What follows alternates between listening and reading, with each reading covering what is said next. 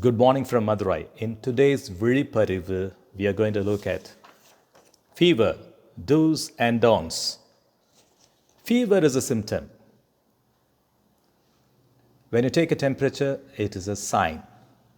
Fever is not a disease, but it is an expression of a disease. Hippocrates in 400 BC knew that fever was not a disease and it was a symptom. And he could describe fevers like quartan fever, tertian fever, then, not now. So, with all the science available, we should be able to understand science better today.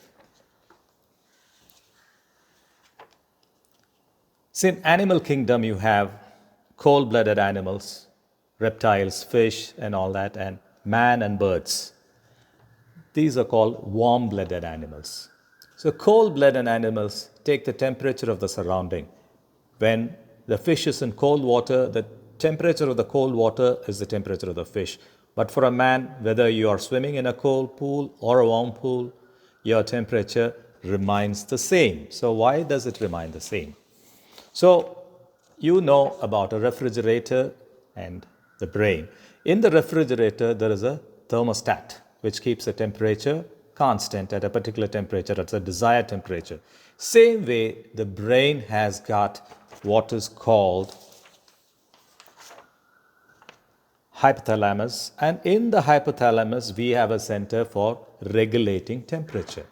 And there is a constant input from your skin, nerves, everything to the brain here in the hypothalamus, and also the blood that flows and bathes the hypothalamus tells the temperature of the body to the thermostat.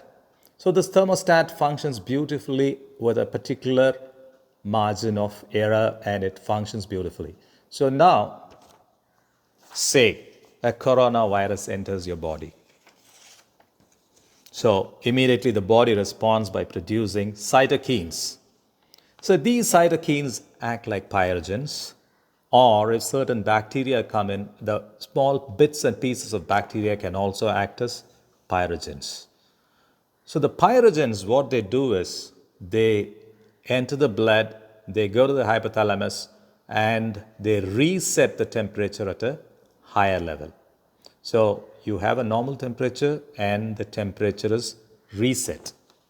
So let's look at what the normal core temperature and what is fever. When the morning temperature is more than 37.2 degrees Celsius or 98.9 degrees Fahrenheit, or in the evening 37.7 and 99.9. This is very important. So it's called diurnal variation. There is a temperature in the morning, there is a temperature in the evening. So the temperature in the evening is significantly more than that in the morning.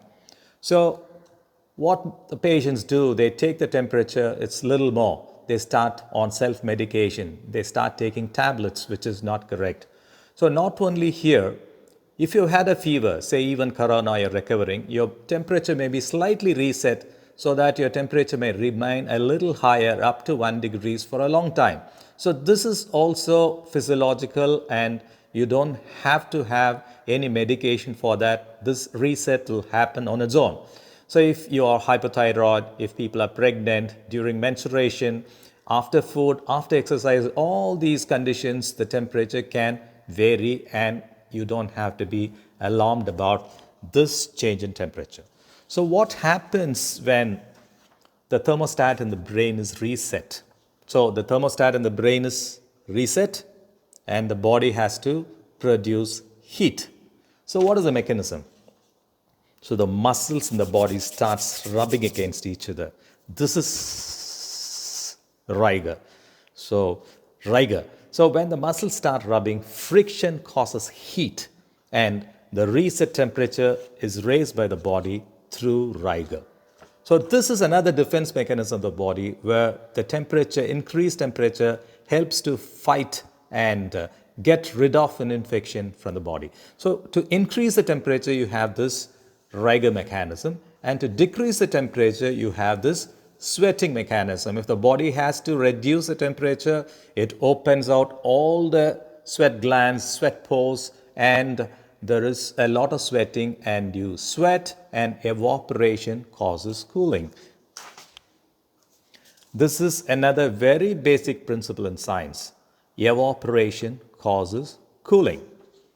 In the previous video, we saw that when steam condenses, it gives heat. The same way, so I poured a little bit of an evaporating liquid. I blow it. It's very cool. So why?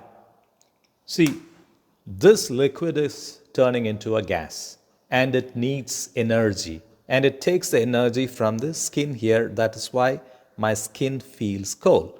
The same thing happens. See, I'm sweating. It's fairly warm weather here. So when I'm sweating, I'm losing heat from the body. So this is how the body dissipates or reduces its heating mechanism. So next is, when the body is heated, we tend to give either tepid sponging or cold sponging. Sponging is a very common thing done. So you start sponging the patient.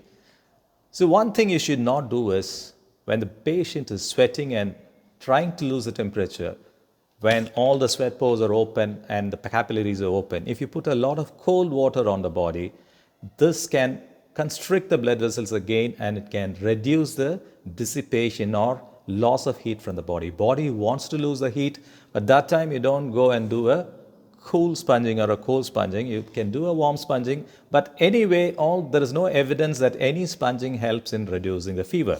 So next is, commonly the tablet we take for a fever is paracetamol. So when you take paracetamol, stick to the dose of paracetamol. Taking less is also not okay. Taking very high doses is also not okay.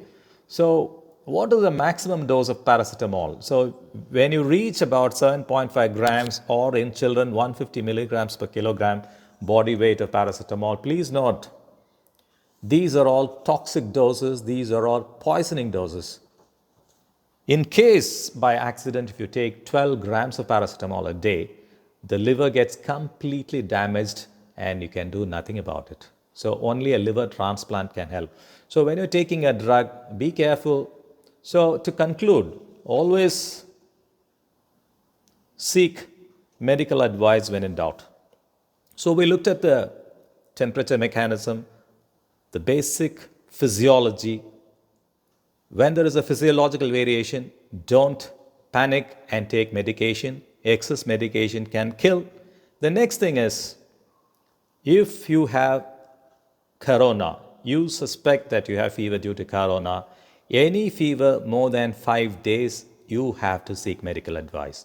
So up to 5 days is okay, and any fever during corona season more than 5 days, you have to seek medical advice. The next thing, if you have gone for a vaccination, so you've taken a vaccine. If you have fever on third day, you please take medical advice, because there is a possibility that at the time of vaccination, you have already had corona. So finally, so you would have read recently in the news and in papers that nearly 21 athletes, marathon athletes, died in China due to extreme weather. So this was actually, I've seen people dying of heat stroke and also extreme cold conditions. So the body's temperature has to be maintained. So when you go out in the sun, particularly this is peak summer here, when you come back, you feel tired, you feel warm, and you're not sweating. This condition is called hyperthermia. So hyperthermia, this can be a symptom of an impending heat stroke, so you have to be careful. So seek medical advice.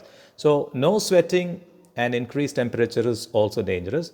Finally, regarding your children, if a child gets fits at 1 or 2 or 1 or 3 temperature, don't panic. The brain doesn't melt. So don't panic.